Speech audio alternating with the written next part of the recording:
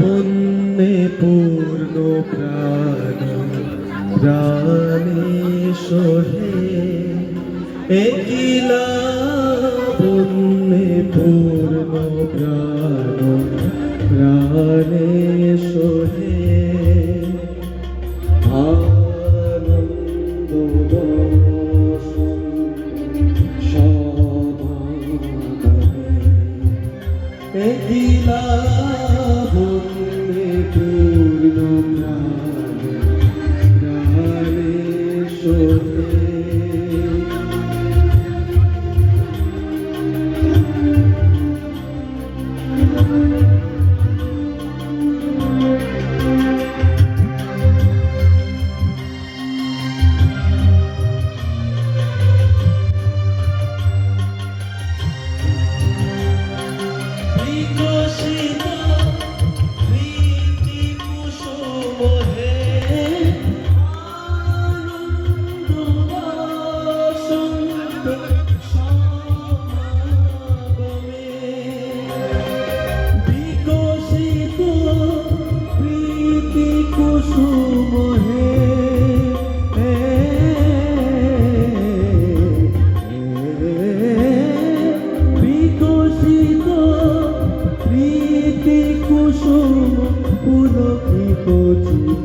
কাননে একিলা বন্যে পূর্ণ প্রাণে প্রাণে সোহে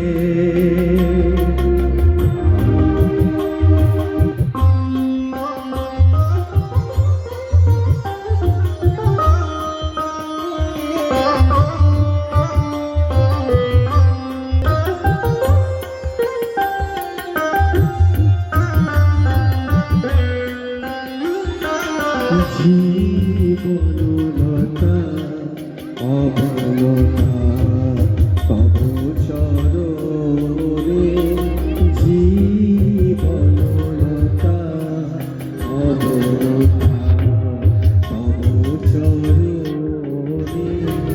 হরষ গীত উচ্ছ্বসিত হে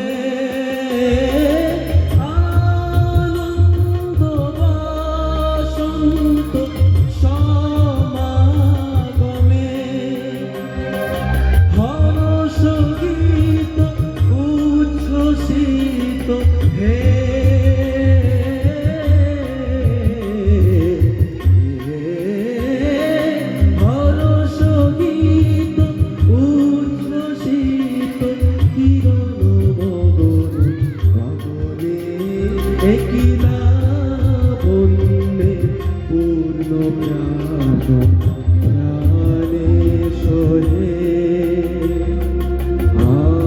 আনন্দ বসন্ত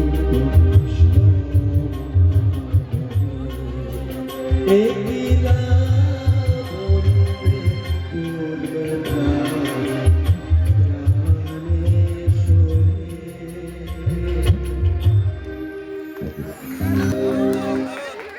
অপূর্ব সুন্দর এক পরিবেশন।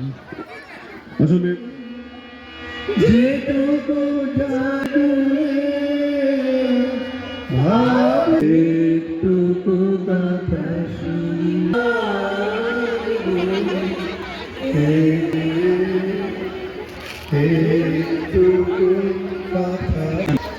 বাঁকুড়া লোকসভার জনপ্রিয় জনদরদী নেতৃত্ব আজকের এই অনুষ্ঠানে যার আশায় সার্থক হয়ে উঠল। আমরা আমাদের মাঝখানে পেয়েছি শ্রদ্ধেয় শ্রী অরূপ চক্রবর্তী মহাশয়কে, জন্য তাকে এই মুহূর্তটাকে ধরে রাখুন।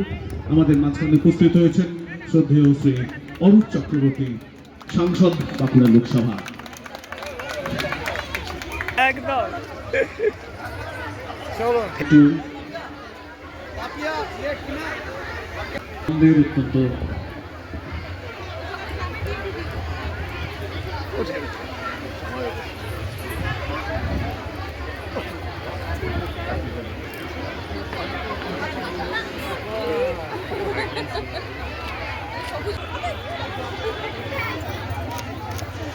সবাই আনন্দিত।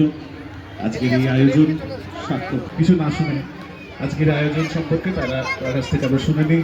মাইক্রোফোন তুলে দিচ্ছি শ্রদ্ধেয় শ্রী অরূপ চক্রবর্তী মহাশয়। সমস্ত শিল্পীবৃন্দ বলুদি আমাদের সঙ্গে প্রেরণা জোগানোর জন্য উপস্থিত হয়েছেন।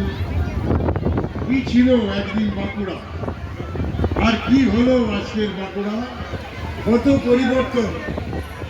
যে অনুন্নত বাঁকুড়া মানুষের কথা শুনলে অন্যান্য জেলার লোকেদের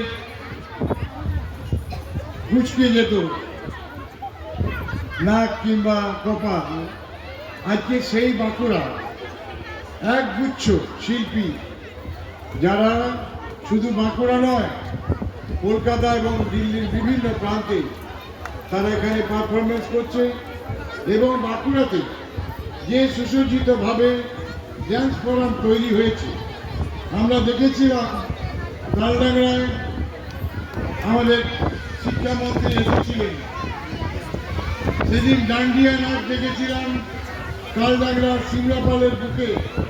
এছাড়াও কিছুদিন আগে বাঁকুড়ার জেলা পরিষদ অডিটোরিয়ামে রাত্রিবেলায় যে ডান্ডি উৎসবের অনুষ্ঠান হয়েছিল, এটা অভূতপূর্ব।